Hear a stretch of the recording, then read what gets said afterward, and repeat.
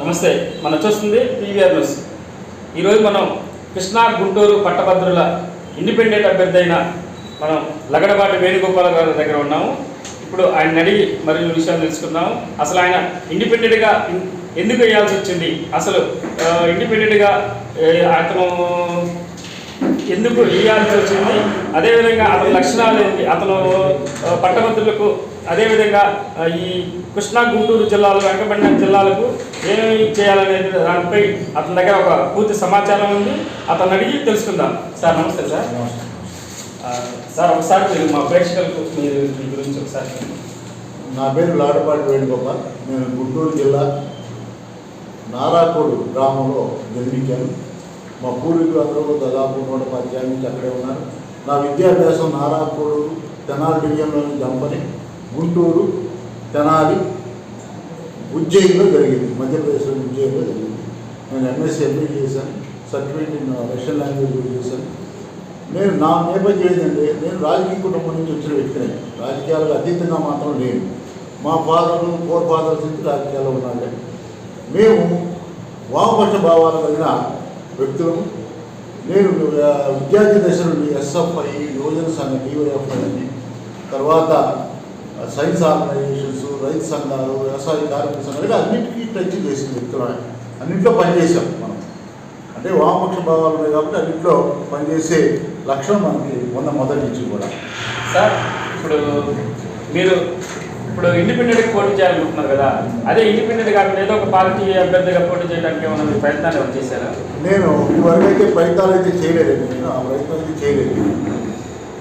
నేను అందరికి అప్పీల్ చేస్తాను, అందరి సహకారం కావాలి, లేకుండా మనం పని.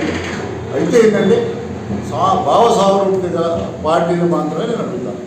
అంటే నా భావ సామరూప్యత అంటే మరీ ఫండమెంటలిస్ట్గా ఉంటాం. ఇప్పుడు కృష్ణా గుంటూరు పట్టభద్రులు అభ్యర్థులు మీకు ఓటు వేయాలని మీరు విజ్ఞప్తి చేస్తున్నారు.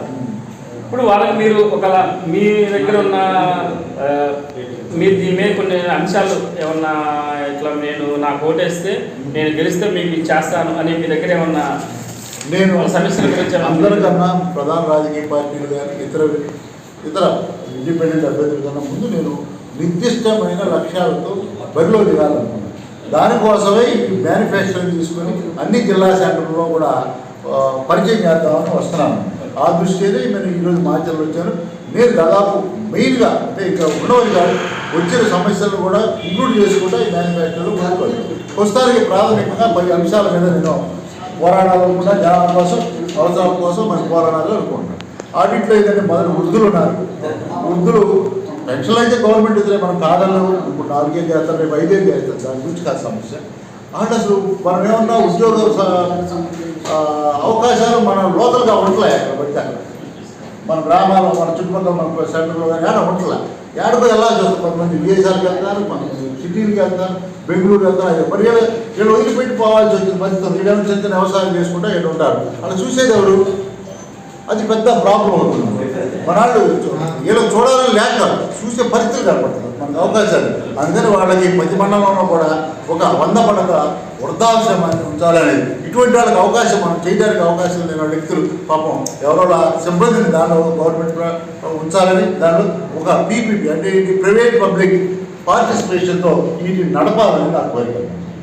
ఇప్పుడు రాష్ట్రంలో నిరుద్యోగ సమస్య బాగుంది సార్. ఈ నిరుద్యోగుల మీద మీరు ఎలాంటి నిరుద్యోగం అంటే మొట్టమొదటి మనం అసలు నిరుద్యోగ సమస్య ఉంది కాబట్టి మన గ్రామాలన్నీ ఖాళీలు అయిపోతాయి. అసలు ముఖ్యమైన సమస్య లోకల్గా ఏ ఉద్యోగాలు లేవు. అంటే పరిశ్రమలు లేవు, మనకి ఐటీ రంగం లేదు. అంతా హైదరాబాద్లో ఉంది మనకు అమ్మాయి రాష్ట్రం. ఇప్పుడు వీళ్ళందరికీ మొట్టమొదటి ఏం చేయాలంటే వీళ్ళందరికీ అవకాశాలు కలపాలి. అంటే ఏంటి, పరిశ్రమ స్థాపించడం కానీ, లేదంటే ఐటీ ప్రోత్సహించడం కానీ, ఇవన్నీ కూడా లోకల్. అంటే మనం ఎక్కడో వెళ్ళేటువంటి మన పిల్లలకి ఇక్కడే ఉద్యోగం చేస్తూ ఇంకా అన్ని దానివల్ల చాలా ఉపయోగాలు ఉంటాయి. వాళ్ళు ఇక్కడే మన సొమ్మును మనమే ఖర్చు చేస్తుంటే కింద ఇంకో కొంతమంది బతుకుతూ ఉంటారు. మన ముసలాన్ని చూసుకోవచ్చు. ఎన్ని లింక్ అయి ఉన్నాయి. అందుకని ఎన్ని జరగలేదు కాబట్టి గ్రామాలు ఖాళీ అయిపోతుంది. మీరు గమనించడం ఓన్లీ సిటీలోనే జనాలు ఉంటారు కాబట్టి కొద్ది గ్రామాలన్నీ కూడా ముసలివారి వృద్ధులకి చాలా ఇబ్బందిగా ఉంది. ఇంకో విషయం, మనం ఎప్పుడైతే వృద్ధులు వదిలేసాము కాన్సిక్వెన్సెస్ ఏంటి, మనకి పిల్లలు చూసేవాళ్ళు లేకుండా పోయారు. మన టౌన్లోకి వెళ్ళాలి, వాళ్ళు డే కేర్లో బతకడం జరుగుతూ ఉంది. వాళ్ళు మంచి అంటే చెప్పేవాళ్ళు లేరు. అటువంటి మంచి నడవడికి కానీ వాళ్ళ వ్యక్తిత్వ వికాసానికి కానీ కృషి అయితే ఈ పాత్ర లేదు. ఇటువంటి సమస్యలు కూడా ఈ రోజుల్లో వస్తాయి. అదేవిధంగా వ్యవసాయం బాగా తగ్గిపోయింది సార్. వ్యవసాయం తగ్గిపోవడానికి కారణం ఏంటంటే వాళ్ళ రైతులు ఏమంటారంటే మాకు గిట్టుబాటు ధర లేదని బాగా చెప్తున్న మాటలు. అంటే వాస్తవంగా మన రాష్ట్రంలో వ్యవసాయం చాలా తగ్గిపోయింది. ఈ గిట్టుబాటు ధర గురించి మీరేమన్నా ఆలోచనలు ఏమైనా చేసి మీరు దీని మీద చెప్పండి. నేను వ్యవసాయ ప్రాథమిక కూరగాయలు పండే గ్రామం అది. ఇప్పుడు వ్యవసాయం దాదాపు తగ్గిపోయింది. దానికి కారణం ఏంటంటే గిట్టుబాటు కావడం అంటే వాస్తవమే. మనం పండిస్తాం, మన రైతు దగ్గర పోతే చాలా స్వల్ప రేటుతో కొంటాడు. మిడిల్ మ్యాన్ బాగా మెయిన్ రోడ్డు చేస్తూ ఉన్నారు.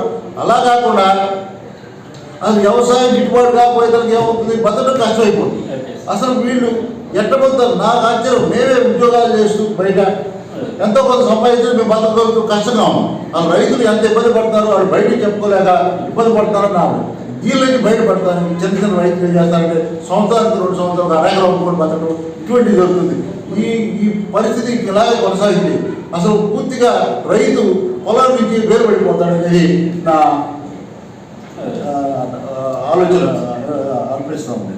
ఇప్పుడు చాలా మంది నిరుద్యోగులు ప్రైవేట్ బీఈడీ చేసిన తర్వాత ప్రైవేట్ స్కూల్లో ఏదో టీచర్ జాబ్ చేస్తారు. వాళ్ళకి ఉద్యోగ భద్రత లేదనేది ఒక బాగా వాళ్ళ మనసులో బాగా పాతుకుపోయింది సార్. ఇప్పుడు ఏ క్షణాన్ని ఇప్పుడు ఒక విద్యా సంస్థ కనుక మనం తీసుకున్నాం సార్, అతనికి నచ్చితేనే ఆ విద్యా సంస్థలో ఉంచుకుంటారు, నచ్చకపోతే మరుసటి సంవత్సరం తీసేస్తారు. వాళ్ళకి ఏమైనా మీరు భద్రత ఏమైనా కల్పిస్తారా? వాళ్ళ ఉద్యోగ భద్రత? నేను దీని మీద క్లియర్గా ఉన్నాను. ఎందుకంటే నా విభాగమే, నేను ప్రైవేట్ లెక్చర్ని దాదాపు 36 సంవత్సరాలు చేశాను.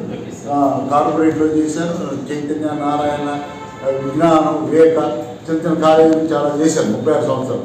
దీనిలో ఉన్నది ఉద్యోగ బాధ్యత. అలాంటి ఎప్పుడు పీకెత్తలేదు. సాగుతుంది మనకి ఎలక్ట్రోజు అరిటా గుళ్ళు మీద పడ్డా గుళ్ళు అంటే ఆడికి కోపం వచ్చినా మనం వెళ్ళాలి, మనకు కోపం వచ్చినా బయటకు మనం వెళ్ళాలి. భద్రత అనేది లోపించింది. ఇంకొకటి, దీనిలో అసలు గౌరవం అనేది చాలా తక్కువగా ఉంది లెక్చర్స్కి.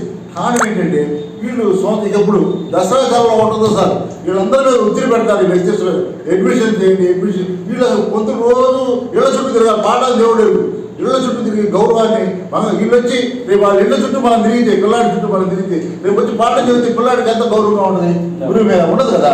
అటువంటి గౌరవాన్ని కాపాడాలని నా దృఢమైన సంకల్పం. దానికి సంబంధించిన చర్యలు మాత్రం తీసుకోవడానికి ప్రయత్నం చేస్తానని గట్టిగా చెప్పగలను. ఇప్పుడు మహిళలపై ఎక్కడ పెట్టినా కానీ బాగా దాడులు జరుగుతున్నాయి, అత్యాచారాలు జరుగుతున్నాయి.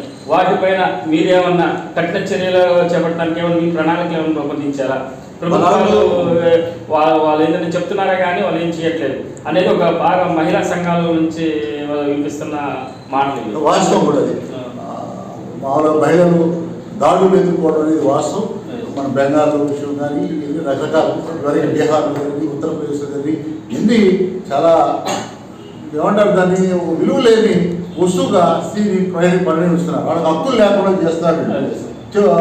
కొన్ని సందర్భాల్లో వాళ్ళు చెప్పుకునే పరిస్థితి కూడా లేదు. వాళ్ళ తరపు మాట్లాడేవాళ్ళు కూడా లేదు. అదే అటువంటి పరిస్థితి గమనిస్తున్నాము. దీనికోసం ఇటువంటి చర్యలకు పాల్పడ్డారు. దాడులకు కానీ రేపులు లాంటివి చేసడానికి కఠినమైన చర్చలు ఉండాలనేది మా డిమాండ్ అన్నమాట. అప్పుడే కొంతమందిగా దీనికి సంబంధించి కొన్ని చట్టాలు కూడా చేయాలన్నాడు. కఠినమైన చట్టాలను తీసుకురావాలని నా ప్రగాఢమైన ఇప్పుడు సహజ సంపదలు ఉన్నాయి కదా సార్, సహజ సంపదల మీద ప్రజలకు పూర్తి హక్కు లేకుండా పోతుంది సార్. ప్రజలు ఏ పార్టీ వాళ్ళైనా ఆ పార్టీ బాగా మా ప్రభుత్వం వచ్చిందని దోచుకోవడం అట్లా విధులు. ఈ ప్రజలకు సహజ సంపదల మీద హక్కు, దానిపై మీరు ఏమన్నా ప్రణాళిక ఇంతకుముందు రాజ్యాంగంలో పొందుపరిచి సహజ సంపద మీద ప్రజల హక్కు ఉందని. ఇప్పుడు అడవులు ఎన్ని ఉన్నాయి, సహజ సంపద ఉంది, దాని మీద ట్రైబల్స్ హక్కు ఎన్ని నిదానంగా బయటికి నెట్టేస్తారు. వీళ్ళందరూ కూడా గవర్నమెంట్ చట్టాలను మారుస్తుంది అంటే జనాలకు వ్యతిరేకంగా మారుతున్నారు. ఇప్పుడు మనకి ప్రముఖంగా మా ఏరియాలో వచ్చేది ఇసుక గొడవ. ఇసుకే ఎవరు గొడవ ప్రముఖంగా ఉంది. మనకు న్యాచురల్ రిసోర్సెస్ కోస్తారు ఇసుక, దాన్ని ఎవరు దోస్తారు, ఈ గొడవ తప్పితే ప్రజలకు అందాలనే దుఃఖం లేదు. దానివల్ల ఏమవుతుంది, దాని మీద డిపెండ్ అయ్యే టాపీ వర్కర్స్ వీళ్ళందరూ చాలా సఫర్ అవుతున్నారు. ఆడెవరో ఉచితం అంటాడు, మధ్యలో చాలా జరిగిపోతున్నాయి. డబ్బులు పెట్టి కొనాల్సిన పరిస్థితి ఉంది. అదన్నీ కూడా చాలా చేసి గవర్నమెంట్ ఉచిత ఇస్తుంది కాదంటే అది కూడా మధ్యలో రాకుండా చూస్తే బాగుంటుంది. ఇంకోటి మన న్యాచురల్ ఓఎన్జీసీ వరకు తవ్వకాలు జరిగింది. ఇప్పుడు రిలయన్స్ చేయొచ్చు, ఎవరో రకరకాల తొమ్మిది కలుపుకుంటుంది.